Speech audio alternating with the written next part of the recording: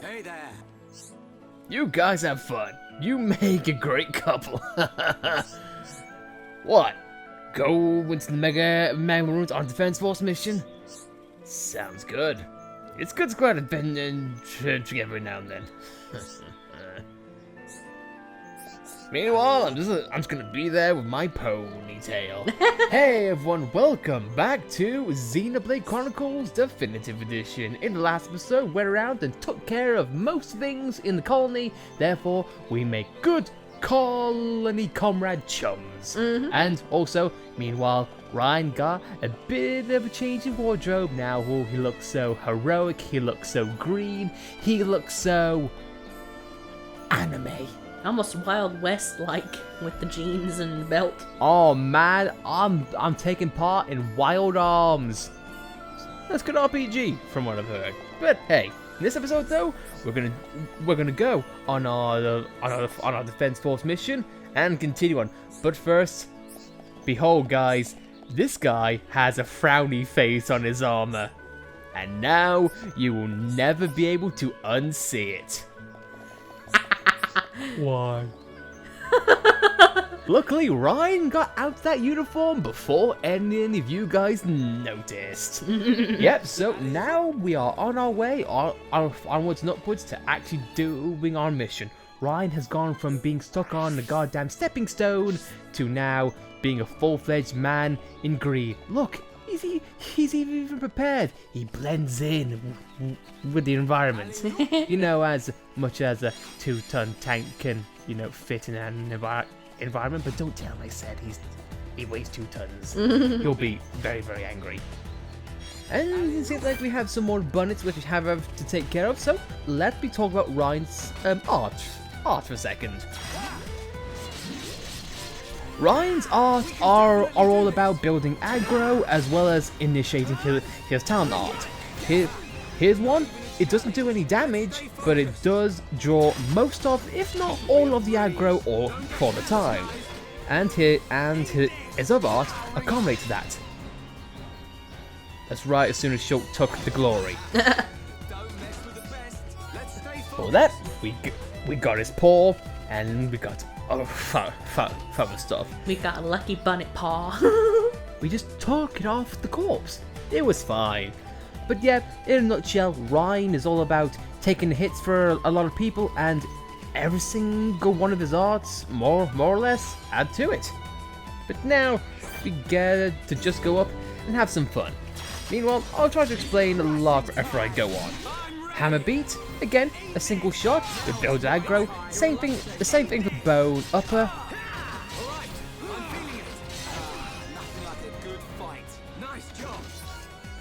I'm trying to get through this as quickly as possible, I swear to God. And get into other arts as we so fit.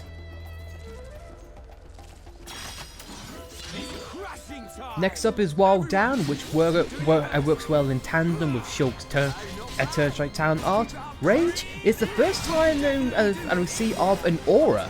Aura are essentially temporary buffs in which you can give his character. And last but not least, War Swing. It essentially is a multi-hit AoE attack which fills up its talent gauge. More often than not, every single attack again just draws aggro.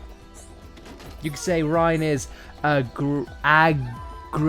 I lost my train for on that one. But hey, what else is new? I like when you agree. Yes, husband, that was a terrible joke. Why are you even here? And my response? I like playing video games and I like Xenoblade. There is another unique monster there, but he's a bit on the speedy side. Ryan is not, and Ryan is not one to take out. But however, we will. I was showing his demise on screen. Showing his demise on screen.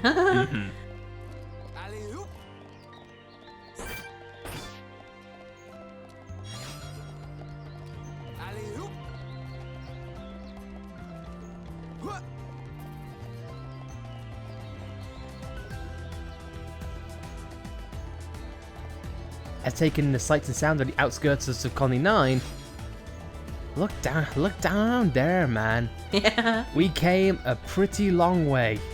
You know what? It still looks great. I wasn't. And there's that mech on scrap from where Shulk was. I wasn't kidding. In the first episode, you see a place, more often than not, you can freaking go there, including on top of those anti-air batteries. Although I wouldn't recommend it now, but you know, the thought's there. It's been a couple of days. I think Vanguard's pretty impatient. Let's head on over.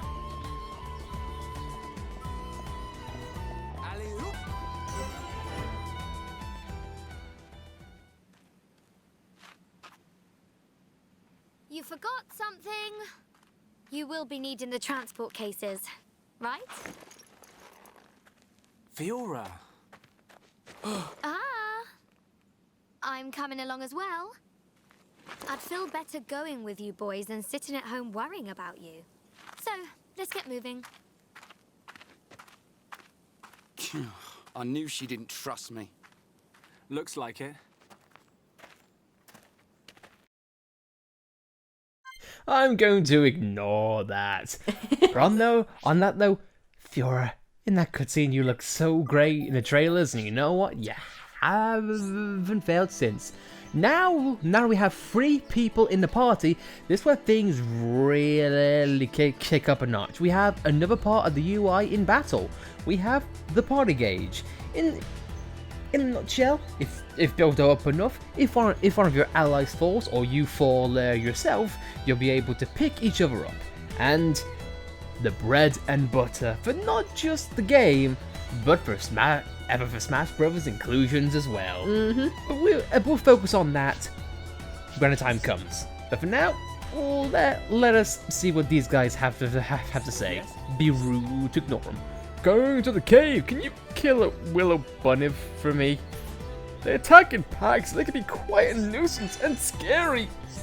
I'm scared of little rabbits. And I think never mind. There's more. Again, these guys are just a generic quest. So we'll sort of skip right through them.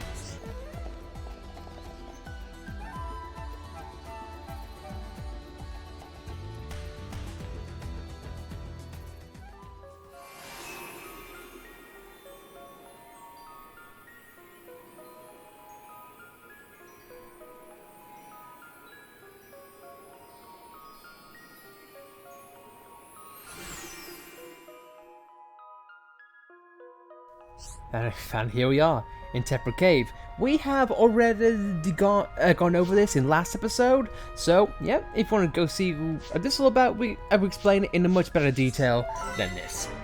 And now here we are. Also, we get an achievement for a corner of the world. In a nutshell, visit as many places as you can up till this point. And I just want to say real quick, we have a special place in our hearts for this kind of place, because this was the first time in this game, apart from, you know, the other soundtracks, which you probably all know by now, as in so much so that you will know their names. This place was the first time in which we, well, found our earworm. Of course, this isn't it right now, but you'll see what I mean. Crap bunnies, these are just improved versions of the bonnets that we've seen. And now to address the party gauge in a nutshell, the more times you do a successful burst affinity, or if things go well, you build up ever so slowly. However, out of fights, you'll notice slowly on top left there, it is draining. So unfortunately, you can't mess with a system and just keep it built. Gotta keep it fast and constant. Let's keep going. Man, what a bunch of jokers. Anyway, let us take in the sights and sounds, and I don't know about you guys, but compared to the original Tephra Cave, this is so much better. Why you say that? How you make a cave look more saturated and much more illuminated, it looks great. How will help me protect Shulk? Oh, you're talking about the environment. I thought you were talking about the song. No. Sorry. I muddy my words a bit if you couldn't tell. Seems like we have more bonnets, and like the guy said, they attack in packs. So just keep an eye out on there. But however, with 3 people in tandem, it should be pretty much okay. And thankfully, they don't all attack at the same time, if you get lucky enough, or attack them at the right angle. Should be okay if we fight What like you this. could technically do right now, if Alice can demonstrate, you see that one bonnet that's there. If you want to, perhaps lure it away. The peak icon makes you throw a freaking stone, attack it in the head, and then you have your way. This is an iron buniv, and in case you can't tell with the subtle difference, depending on who sees who first, the song changes. Am I good or am I good? That is so you, Ray. You two never change. And again, the unique dialogue between these guys, they're just friends. Now, here we have another unique monster. Now, last episode, I went over it in brief detail because of the new music, and look at that Paul, by the way, sparking. Such a nice touch. But no, now we're able to speak about these unique monsters in pretty much easier ways. So, do you want to take that on, or are you gonna leave it be? I'll give it a go. Yeah, sure. If we fail, if we succeed, everything's to learn either way. Unfortunately, this one is a kindred system, so you will have to deal with the other guys in the background. But as we've seen last time, as long as Ryan is taking the aggro, it's better to standpoint than not.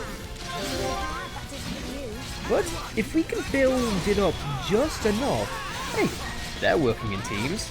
Why not us? So we get a turn strike going, and hopefully it goes well.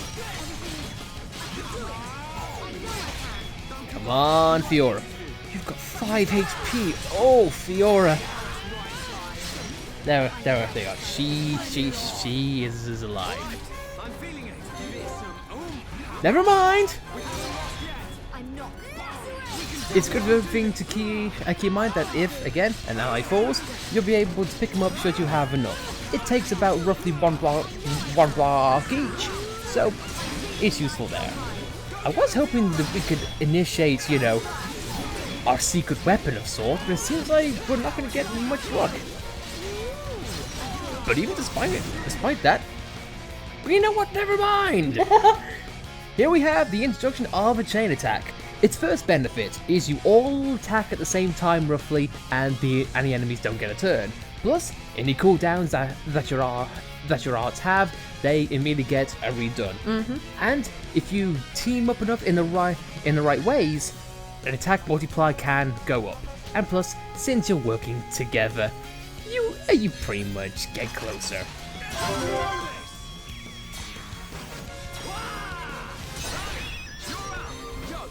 Now, not only do we take out the Yin monster in one go, the attack continues regardless.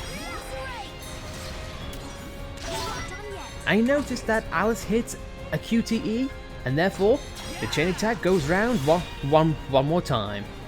Now it's not a full circle, but it definitely helps if you can get multiple times.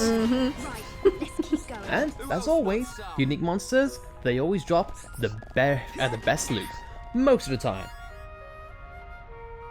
Your mileage may vary depending on what you get. However, I will say one thing. If you want to get like common monster rare drops, try saying that coherently. Yeah. If you want to get the rare drops from common enemies, my best advice would be try and attack the same type of monsters and get as many of them as you can in one fight. Because more often than not, if you kill one of the enemies, they won't drop a chest. However, if you kill them all and the fight ends, they have a better chance of dropping better chests and therefore better loot. Then we get a rough skin. Well, geez, well, he's dead. Yeah. I guess that means we gave him a rough time. He didn't take dying so well. I guess you could say he didn't have a thick skin. Yeah. You can't tell, guys, but my wife is just eye rolling at the moment. No, I'm not. She said that, but inside, it hurts. I rarely ever eye roll. Anyway, you know what's rolling on? The singing brogs have just sang their last song. And finally, our last bit of enemies in this cave are airvangs. Essentially, just much better versions of the vangs in which you can find in the colony at night. You're up. I know. Come on. Okay, my turn. Butterfly. Now we're putting together. So this is what teamwork. We did it. Teamwork at its finest. There is another aspect of chain attack in which I want to show off. We'll get to it when the time allows. After leveling up and in combat, Shulk and everyone else can learn a new art. It is very worth your time to get new arts with a lot of people as possible. Because the more you have in your arsenal, the better off you'll be. As if I need to say that any other way.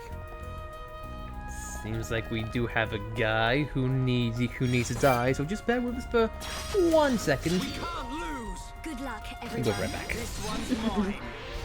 Just a little more. You got through that pretty good. Who else wants some? Well, We've I definitely apologize to gotten the stronger. Skeeter. He's not going to the prom. Nope. He's going to the prom in the big sky. There's ever Skeeters that go to the sky. Anyway, here's Magal Ruins.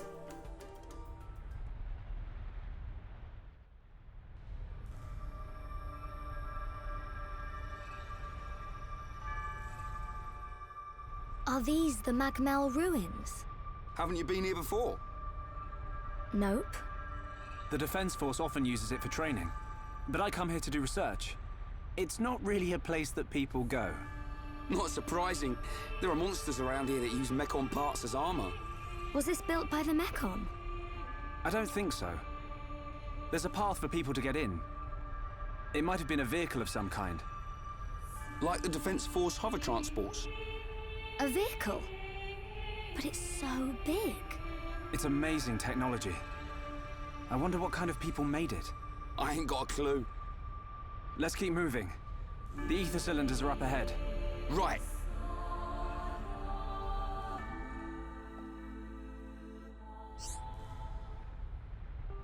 It seems like we have an aura of mystery upon us, but now it's talking about fast travel. It's already gone over. It's just in case you aren't sure in where you want to go. Here we have bullets of all shapes and sizes, but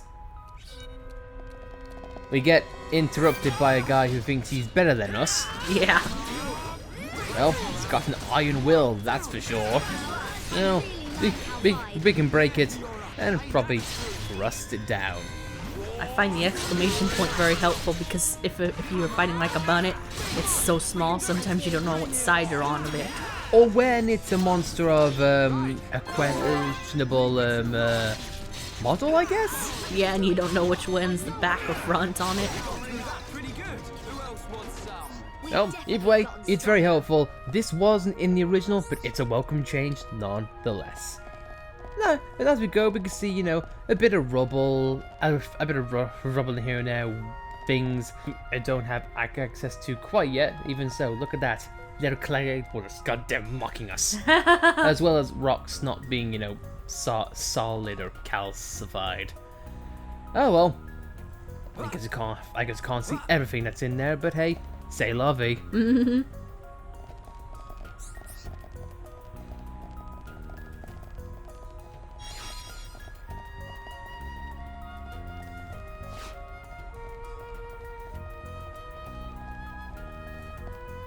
And as we go up, it shows that we are not the first people to be here, obviously.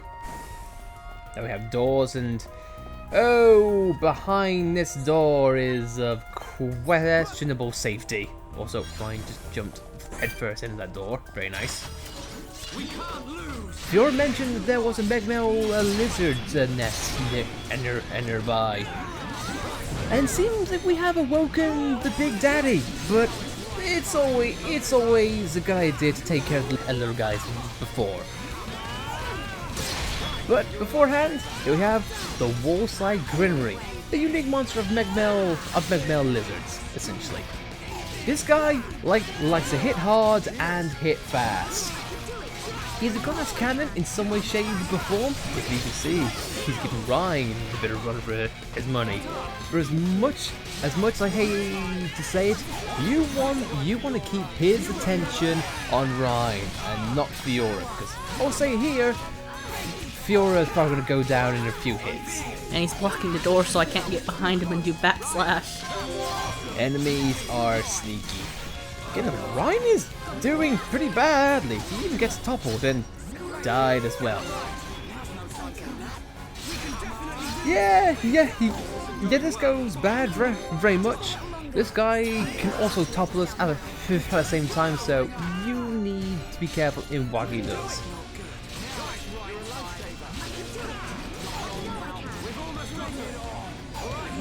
However, it's not all doom and gloom if you be unable to win fights.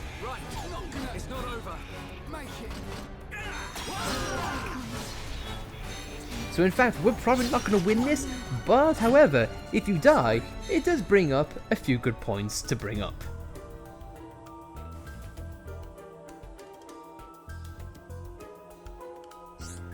In other RPGs, you don't lose a save point, you don't lose much progress. Simply, you just get set back to the last landmark you started off with. And what's better, the quest levels that you picked up, as in like you killed 3 out of 5 enemies, that progress still stays. And of course, you get achievements. You get an achievement for dying, so it's the game encouraging you.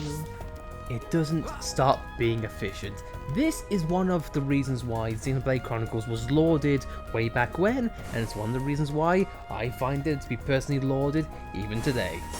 So again, this is one of the reasons why I thought about bringing in a little guys first, and then focusing on a big boy later.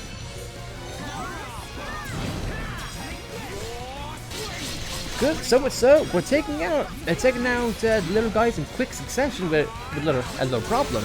And since we took out little guys, we even get a gold chest in the background, because the odds of getting a gold chest build up because we killed so many little guys. Did I say killing enough times? That's it. And that phrase, a word, I don't think I did. I think that's a thing with this game. I think Dumbbag would like to hear that. Just non-stop killing. Now, I would like to bring up an art on our hands, but the game and placement is not allowing us. Shucks. Just watch Fiora die. And now I can't get to him because he's in the way.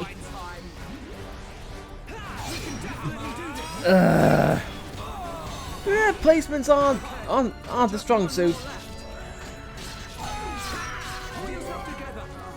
Dude, seriously? I can't stay strong because you're dead. Yeah, give us a moment and we'll be right back. No. No. No. That's a little bit of an insult. That is something which we'll go into just a little more, but in the meantime we have a goddamn aurora of chests. In case anyone's curious, the maximum treasure chest count that you can have is 20. When you get to 21, as in the first chest that you got, it'll despawn, and so on and so on.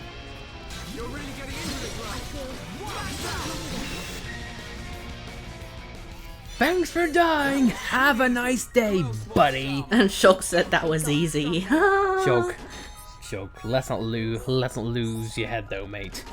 if you couldn't tell by that little pop-up happened beforehand, it showed that you would have an affinity coin. That is something which we'll get onto in a little bit, but it's not needed outright right now. All we know is that guy was hiding a boatload of collectibles, and we wanted stuff. And in the JRPG like this, you want stuff. Yep. Trust me, you want all of the stuff. You want stuff on top of stuff. You want stuff just overflowing with stuff. Anyway though, stuff that, let's go on, because I feel Vanguard's getting impatient, and I don't think Ryan wants another hit. Yeah. But though, we've reached the rear engine's landmark. Hopefully, our job's done.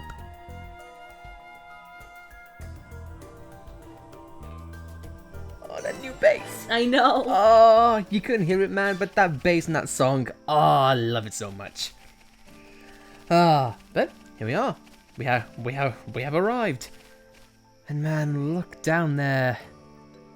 I know Fiora already said it a while back, but man, looks so peaceful and so elegant. Mm-hmm.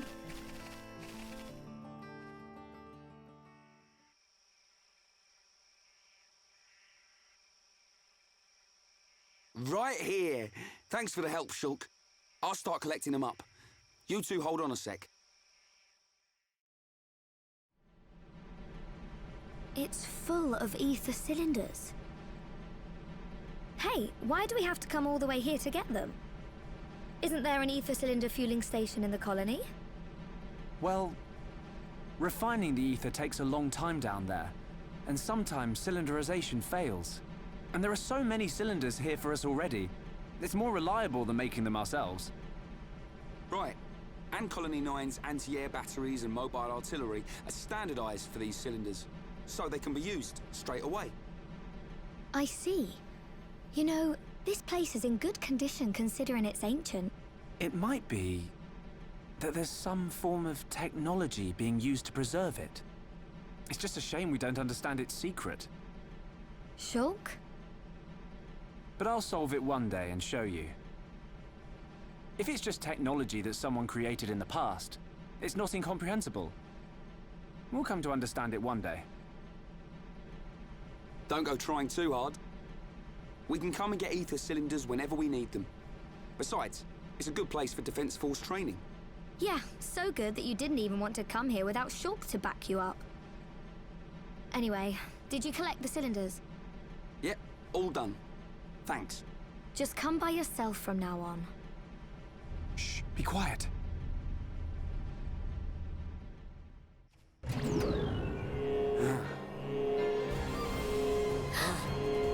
Are they Mekon? I don't know, but it looks like we'll have to destroy them. In that case, just leave them to me. Well, a new enemy approaches, and here we have now alternating on targets. So, and not to mention, it's not just us; it's for everyone else. So, starting off, if you want to switch off, on different enemies, the shoulder buttons are your best friend. But if you want to go on to the right trigger, you can see the various commands, as in, just do what you want, focus at will, or you can just do nothing. Do nothing is normally an attack in which you don't want an enemy, one of your allies to get in trouble. Trust me, there's many times which that happens. Yeah, because if they're not doing anything, they're vulnerable and they won't be able to help you. Yep, and if they have at the aggro, it doesn't matter if they're not attacking. They'll still have it unless someone else takes it off both of you. But either way, though, ancient machines aren't much I talk about, except I have a high defense mark. Gotta hurt. Fiora! I'm gonna go all out. Fiora, are you okay? I'm fine. How about you? I'm all right. Thanks to you and Ryan. What on Bionis were those? I've never seen anything like them.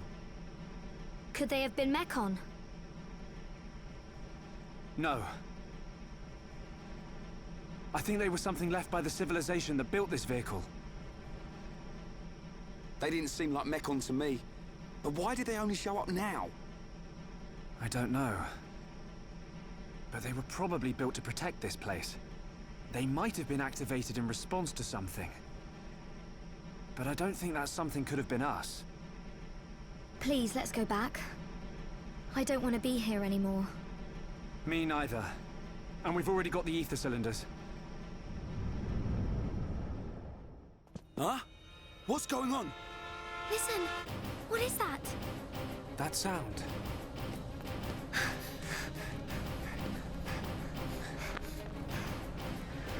In the sky! Oh, it's a... This can't be. No way. Mechon! How?